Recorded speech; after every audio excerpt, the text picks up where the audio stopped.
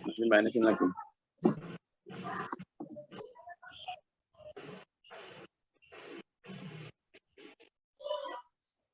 A'udzu billahi minasyaitonir rajim. Bismillahirrahmanirrahim. Wa idh istasqa Musa liqaumihi wa qulna idrib bi'asakal hajar. Kasih sayang Nabi Musa itu ya terhadap Bani Israel itu luar biasa. Luar biasa. Artinya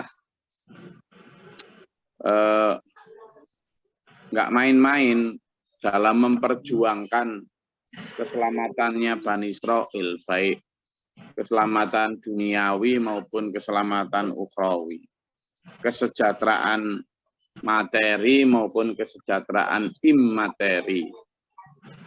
Ya termasuk seperti ini, begitu memasuki kota yang atau negeri yang dijanjikan, yakni Palestina, ya, itu kan di sana gersang ya. Makanya sampai hari ini itu sebenarnya jadi pertanyaan juga. Untuk apa sih tanah itu diperebutkan? Wong tanah Palestina atau tanah di sana itu tidak ada minyak, tidak ada sumber daya alam apa-apa gitu loh perasaan. Beda kalau misalnya di Jazirah Arab, di daerah Timur Tengah yang lain tuh banyak minyak. Di situ itu diperebutkan apanya itu. Tetapi orang-orang di situ kan kesejarahannya ya. Sehingga yang membuat tiga agama besar itu merasa memiliki tanah itu, merasa paling berhak. Orang Yahudi merasa bahwa itulah tanah yang dijanjikan Tuhan kepada mereka. Orang Nasrani merasa bahwa disitulah Nabi Isa lahir, Yesus, gitu. Sementara orang Muslim merasa bahwa disitulah tempat Mi'raj, Isra wal Mi'raj Nabi Muhammad Sallallahu Alaihi Wasallam dari Baitul Mukarram ke Baitul Maqdis. Baitul Maqdis itu di Palestina. Lalu dari Baitul Maqdis ila Sidratil Muntaha. Itu juga bisa jadi olok-olok orang Yahudi terhadap Islam. Loh kan? Tidak bisa dari Ka'bah langsung ke langit. Kalau mau ke langit harus lewat Baitul Maqdis. Olok-oloknya begitu mereka. Makanya agama yang paling hebat itu ya Yahudi, kan gitu deh. Jadi olok-olok itu menjadi satu di antara sumber-sumber konflik yang sampai terjadi sampai hari ini. Yahudi dan Nasrani sering kalau berantem atau berperang melawan Islam ya jadi satu mereka. Meskipun sebenarnya mereka juga saling bunuh-bunuhan. Qalatil yahudu ya. Laisatin nasara ala syai'. Qalatin nasara laisatil yahudi ala yahuda ala syai'. Jadi mereka saling berkata, orang Nasrani bilang Yahudi itu nggak punya kebenaran apapun. Sementara orang Nasrani juga orang Yahudi juga bilang orang Nasrani itu tidak punya kebenaran apapun. Gitu mereka. Nah, tapi orang Islam juga begitu. Nah, tempat yang namanya Palestina atau Baitul Maqdis ini secara tempat itu gersang dulu. Gersang banget. Maka begitu nyampe di situ yang didoa oleh Rasulullah Musa adalah minta air karena gersang, karena tidak ada air. Ya. Apakah ini ketika di dalam perjalanan atau ketika sudah sampai di Palestina, ini sudah menunjukkan betapa kasih sayang Rasulullah Musa. Istasqa Musa liqaumihi. Wa idistasqa Musa liqaumihi, ketika Nabi Musa berdoa kepada Allah minta diberikan sumber-sumber air untuk kaumnya. Faqulna, maka Allah berfirman, idrib bi'asakal hajar. Pukulkan tongkatmu ke batu itu. Mukjizatnya Nabi Musa itu banyak dulu. Ya. Tongkatnya Nabi Musa itu tongkat paling sakti sedunia. Tongkat itu ya, ketika dilemparkan bisa jadi ular besar. Ketika dipukulkan ke laut bisa membelah laut. Kan gitu. Dan ketika dipukulkan ke batu bisa memancarkan air. Teman pikir tongkat itu didapat dari kayu tertentu terus enggak. Itu tongkat selama ini ya Rasulullah Musa enggak tahu apa-apa ya. Beliau tuh tongkat ketika berjalan dulu kan ya berjalan kemana-mana ya. Termasuk ketika belajar ke Nabi Khidir dan lain sebagainya. Nah dalam perjalanan itu Nabi Musa punya tongkat ya, tongkat yang diambil keleleran di jalan itu.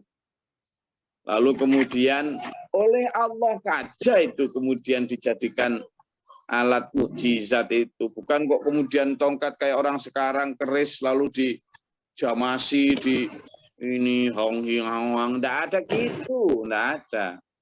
Nabi Musa itu tongkatnya itu ya tongkat yang dipakai biasanya perjalanan itu, sehingga ketika Nabi Musa ditantang oleh para penyihirnya Fir'aun, pada saat berhadapan dengan para penyihirnya Fir'aun, itu ya Nabi Musa ya takut ya sedih ya khawatir biasa, makanya kata Allah la tahzan.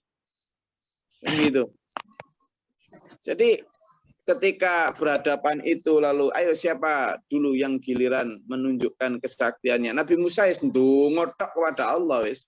Karena tidak tahu apa yang mau harus dilakukan. Begitu mereka duluan melemparkan tali-tali ikat pinggangnya kemudian jadi ular-ular yang ganas, ribuan ular. Nabi Musa ya berdoa kepada Allah. Tidak tahu apa yang harus dilakukan, tidak tahu. Yes, berdoa kepada Allah, terus Allah berfirman, lemparkanlah tongkatmu. Kan gitu. Lemparkanlah tongkatmu. Nabi Musa ya menuruti aja, nggak tahu nanti gimana. Ternyata tongkat itu jadi ular besar yang kemudian memakan seluruh ular-ular kecil itu. Ya begitu tuh. Ya perintah Allah gitu. Nabi Musa ya kaget karena tongkat yang biasanya dipakai jalan kok ijuk-ijuk bisa jadi gitu.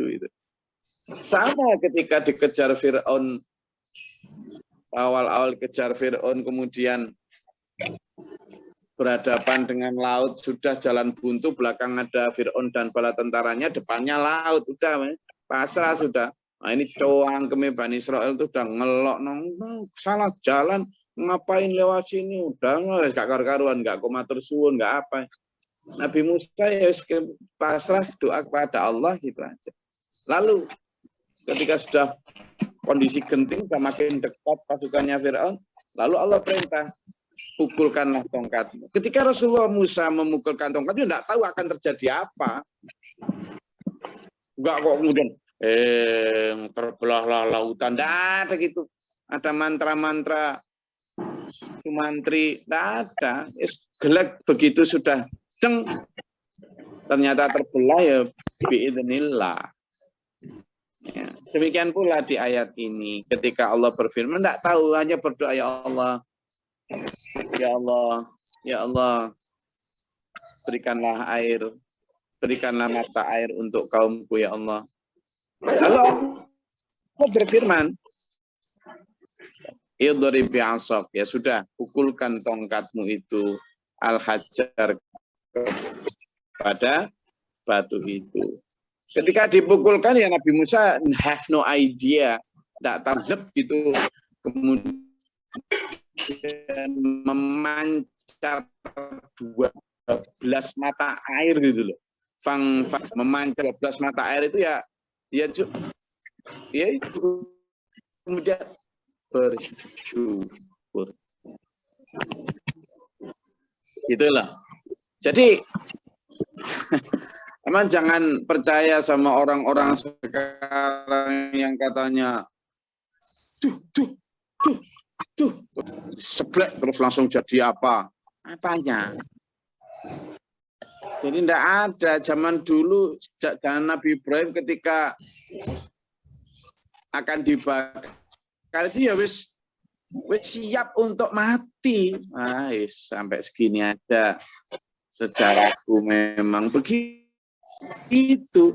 Begitu masuk ke atas kayu dan siap dibakar itu Nabi Ibrahim ya siap minta tolong pada mati. Aduh panasnya Danes dilawan. Jadi siap untuk mati terbakar dalam hancurnya panasnya api.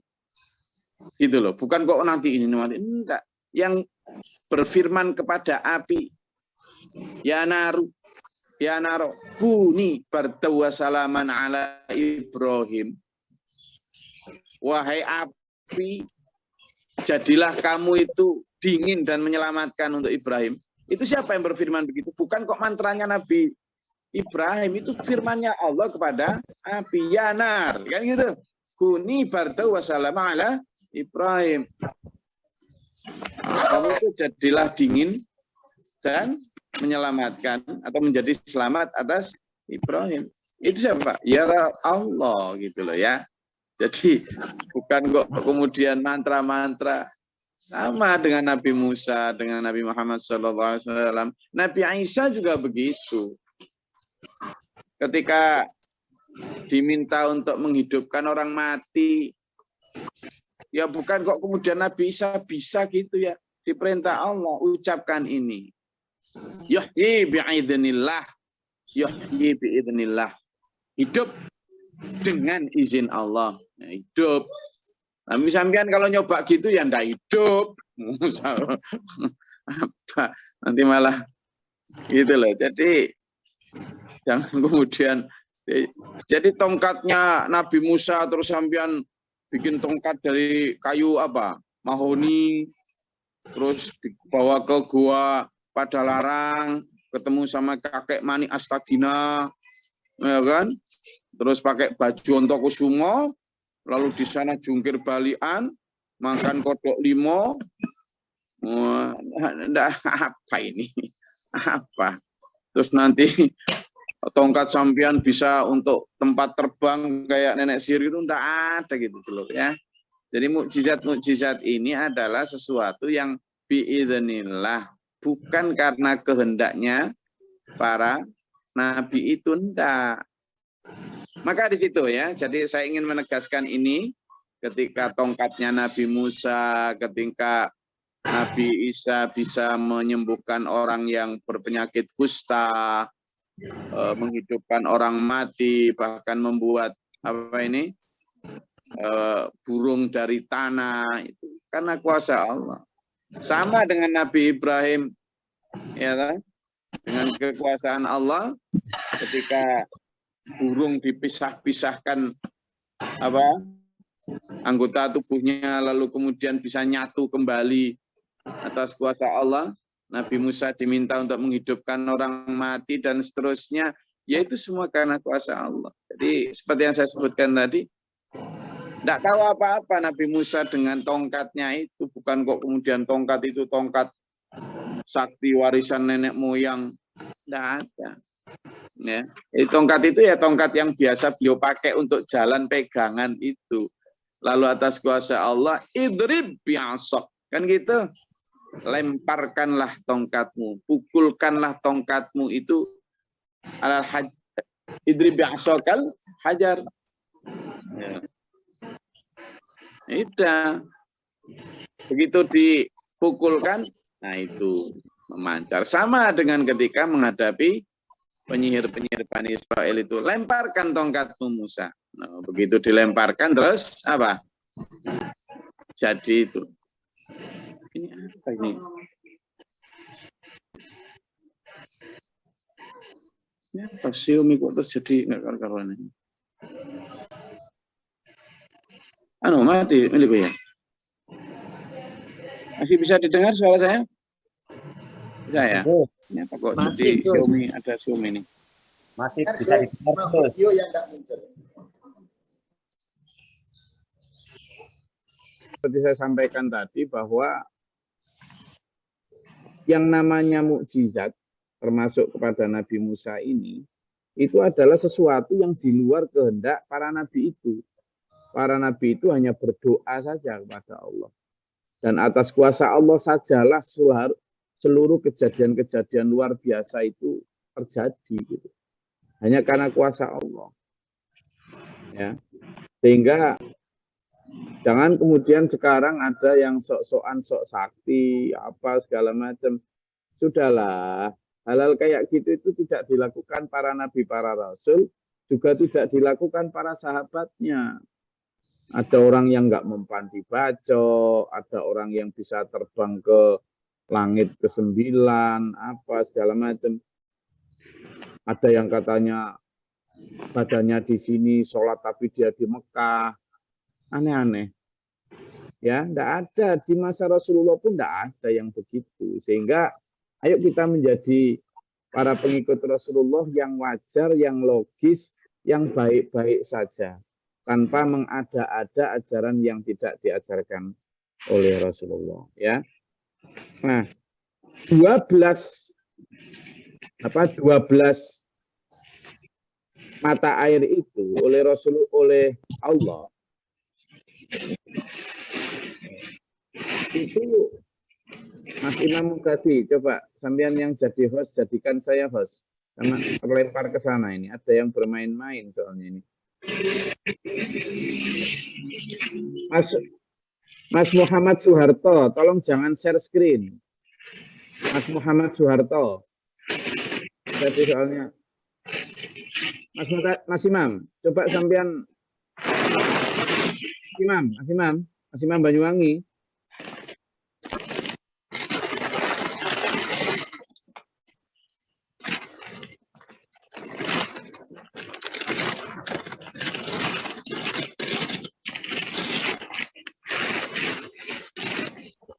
Enggak.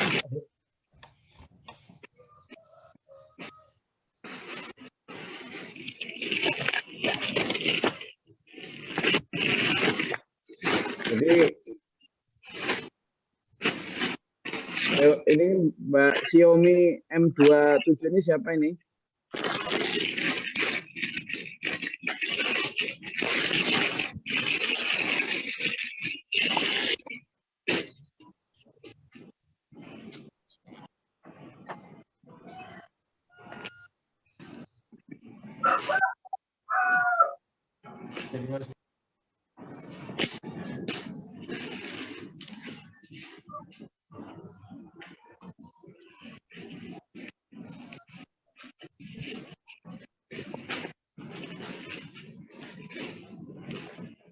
Ono.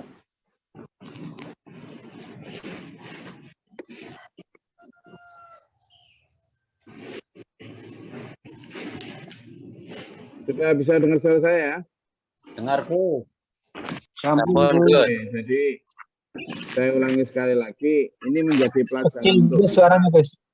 Bahwa kita adalah orang-orang yang Rasulullah, yang berdoa, yang beribadah, itu sesuai dengan tuntunan, tidak menduga-duga. Ya.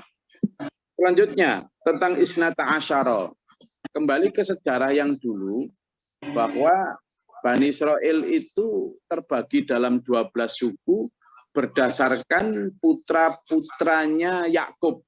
Seperti yang saya sampaikan, putranya Yakub itu ada 12 dari 2 ibu. Satu ibu ada 10, yang ibu satunya ada 2. Jadi yang ibu 2 ini, yang ibu kedua ini yang melahirkan Benyamin sama Yusuf. Joseph sama Benyamin itu. Sementara yang 12 itu ada Yehuda dan sebagainya lah. 12 suku inilah yang kemudian menjadi semacam penyebar dari suku Bani Israel. 12 suku ini diberikan oleh Allah melalui Nabi Musa tadi, 12 ini tadi 12 mata air itu. Qad alima kullu unasim masyrabahum, tiap masing-masing suku itu juga sudah tahu mana tempat minumnya. Kulu washrabu min rizqillahi. Lalu Allah berpesan, makanlah, minumlah di sana. Wala ta'thaw fil ardi, tapi jangan berbuat kerusakan di muka bumi.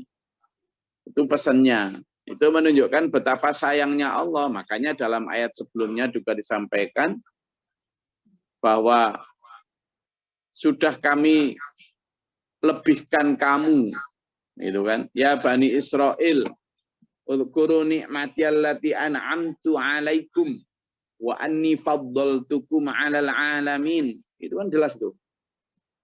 Jadi uzkuru ni'mati, nikmatku yang sudah an'amtu 'alaikum, sudah aku berikan nikmat itu kepada kalian. Nah, tapi dibarengi wala ta'tau fil ardi, jangan berbuat kerusakan. Tapi apa yang terjadi? Tetap berbuat kerusakan.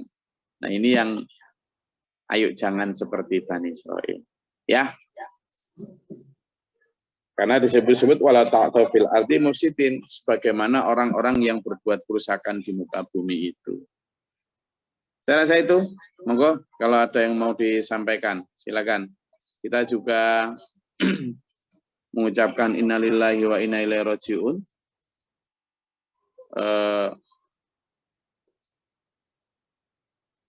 Kepada dulur kita, pejuang agama Allah, Bapak Jumiardi, yang meninggal kemarin sore atau tadi malam.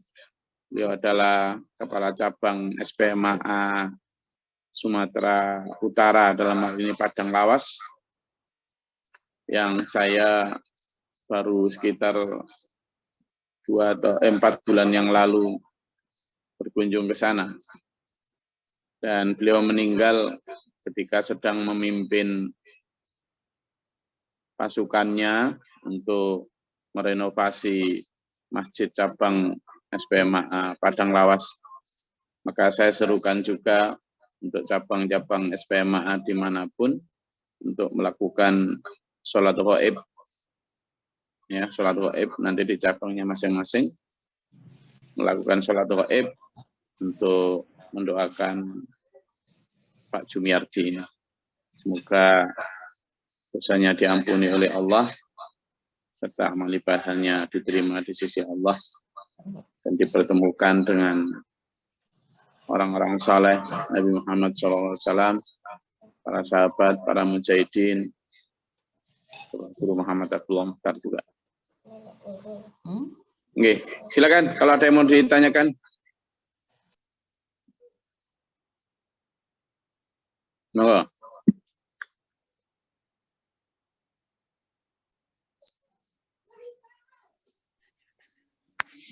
Izin Gus, mau nanya satu Gus. Oke, silakan. Ini tentang kesaktian orang-orang yang kita tidak boleh percaya tadi itu. Kita tidak boleh mempercayainya.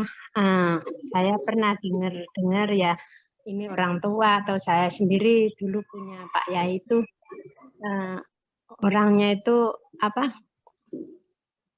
Sudah mengislamkan orang Cina itu sampai 80 orang gitu. Intinya orangnya itu dipercayai memang sungguh luar biasa gitu katanya. Dan Pak Yainya itu, Pak Yai saya itu juga apa? Konon itu ceritanya waktu zamannya PKI itu bisa menolak diserahin orang PKI disuruh nyembelih itu loh Gus. Tapi memang ada kebenarannya. PKI itu akhirnya tidak diserahin sampai dibuat ketiduran di suatu desa itu. Padahal tujuannya ke desa saya itu, tapi tidak diperbolehkan sama Pak Yai saya itu. Akhirnya orang yang membawa PKI truk-trukan itu berhentilah di desa itu. Itu menurut Gus gimana itu Gus? Jadi gini Bu Mita ya. Kejadian-kejadian hebat itu terjadi, memang benar. Jadi ada orang yang karena kuasa Allah kemudian nggak kelihatan, misalnya, bisa ngilang. Tetapi itu semata-mata karena karunia Allah, bukan karena kesengajaan orang itu. Jadi itu yang namanya karomah. Dan saya tidak mengajak untuk tidak mempercayai. Yang saya ajak untuk tidak mempercayai itu adalah jika ada orang lalu mengaku sakti, kemudian misalnya saya bisa menyembuhkan ini, saya bisa tahu kamu nanti matinya kapan, saya tahu kamu nanti jodohnya ini. Itu jelas tebakan-tebakan yang di dalam hadis disebut adalah tebakannya jin. Di mana dari 1000 tebakan itu bisa jadi ada 1 tebakan yang benar, lalu yang 900 sekian itu dipercaya benar. Nah, sehingga ada orang-orang yang diberikan oleh Allah kelebihan, ya sangat mungkin, tapi sekali lagi itu tidak bisa kemudian kok terus-menerus menjadi seperti itu. Jadi ketika dia berdoa kepada Allah, lalu dikabulkan 1-2, itu urusannya Allah. Kenapa? Karena bahkan seorang Rasulullah Muhammad SAW sendiri pun ketika berdoa itu kadang ya dikabulkan, kadang ya enggak. Misalnya berdoa agar Abi Thalib masuk Islam, enggak dikabulkan sama Allah. Berdoa agar misalnya antara Umar, Khalid bin Walid sama Abu Jahal dimasukkan Islam. Tapi ternyata Abu Jahal, Abu Lahab enggak. Tapi yang di Umar dan Khalid dikabulkan Allah. Jadi kalau kita lihat misalnya kesaktian, loh Nabi Muhammad SAW kurang sakti apa? Tapi ternyata dilempari batu oleh orang Taif, ya giginya tanggal, penuh bercucuran darah. Umar bin Khattab itu panglima perang pendekar tanpa tanding, wafatnya dibunuh. Ali bin Abi Thalib, kalau perang tanding yang maju pertama itu Ali bin Abi Thalib, wafatnya dibunuh, meninggal. Jadi kalau ada sekarang merasa lebih sakti, berarti ya masa lebih sakti daripada para sahabat. Gitu. Nah beliau-beliau itu, jadi itu bisa terjadi, mesti itu semata-mata karena karunia Allah. Dan itu saya meyakini ada karena karomah Allah semata. Tetapi bukan karena bisa disengaja oleh orang yang bersangkutan lalu melakukannya secara terus-menerus sesuai keinginan orang itu. Nah itu yang saya tidak percaya. Tapi kalau itu terjadi sesekali dan itu benar-benar karena karunia Allah, bukan karena teknik tertentu gitu. Nah, itu saya percaya. Tapi kalau itu karena teknik tertentu si orang tersebut dan pasti selalu bisa terjadi begitu, saya tidak percaya. Karena menyalahi apa yang dulu dilakukan oleh para rasul, para nabi, dan para sahabat. Jadi kadang sesekali, misalnya ya, pernah terjadi juga itu ada orang sahabat yang datang bawa beberapa kambing, lalu diberikan Rasulullah sebagian, kemudian ditanya, ini kambing dari mana kamu? Tadi loh Rasulullah, saya melewati satu kabilah, suku, terus di situ ada orang yang sakit, ketua sukunya itu, nggak sembuh-sembuh udah bertahun-tahun. Carikan obat, terus saya mampir, terus saya diminta untuk membantu ngobati, terus ternyata saya ini kan tersembuh. Nah kamu tak suruh minum air saja. Terus ya saya bacakan Al-Fatihah, Al-Ikhlas, Al-Falaq, An-Nas. Terus ya sembuh ya Allah. Ya Rasul gitu. Terus saya dikasih kambing ini. Terus gak apa-apa, bagus itu. Nah, jadi apakah terus kemudian bisa begitu? Ya itu karena karunia Allah. Gitu loh. Jadi itu yang saya maksud. Sangat bisa, mungkin saja, tetapi bukan sesuatu yang bisa disengaja dan terus-menerus. Itu sesuatu yang berkat karunia Allah semata. Given. Yeah. Terima kasih, Gus. Saya rasa itu. Termasuk juga orang yang mungkin tiba-tiba orang nggak bisa lihat dia, itu sangat mungkin. Tetapi ya bukan karena Marsus nih terus cling bisa ngilang, gak balik, nggak ada begitu ya. Bisa ngayang, naik pesawat terbang, ya iso. Jadi sesuatu yang mungkin saja ujuk-ujuk Allah kemudian ingin menyelamatkan dia, terus orang yang ngejar dia mau membunuh itu nggak lihat dia padahal di depannya dia, sangat mungkin. Tapi itu bukan sesuatu yang disadari oleh yang nggak kelihatan tadi, kemudian bisa diulang berkali-kali, nggak bisa begitu. Itu kuasa Allah semata. Menyembuhkan orang juga dan lain sebagainya. Saya rasa itu ya kajian kita pada pagi hari ini. Semoga Allah merahmati meridai kita. Amin. Allahumma sholli wa sallim barik ala sayyidina. Allahumma fir lil mu'minina wal muslimat astagfirullahaladzim. Allahumma hdina fi man hadayta wa afina fi man afayta wa lana man tabarik lana fi. Wa qina syarra ma qadait fa innaka taqdi wa la yuqdi. Astaghfiruka wa atubu ilaika. Assalamu اللهم ادعنا البلاء والوباء ودم مستنا من سن شاشة جميع كفار ربنا نتنا ولا نسى ربنا آمنا فاكتبنا مع الشاهدين ربنا لا تزغ قلوبنا بعد إذ هديتنا وهب لنا من لدنك رحمة ربي أعوذ بك من همزات الشياطين وأعوذ بك ربي يحضرون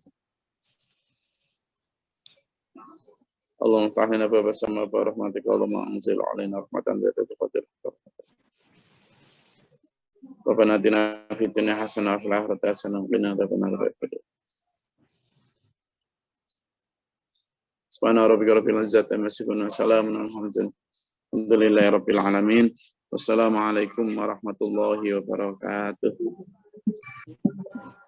اللهم ارحمنا بالقرآن واجعلنا إماما ونورا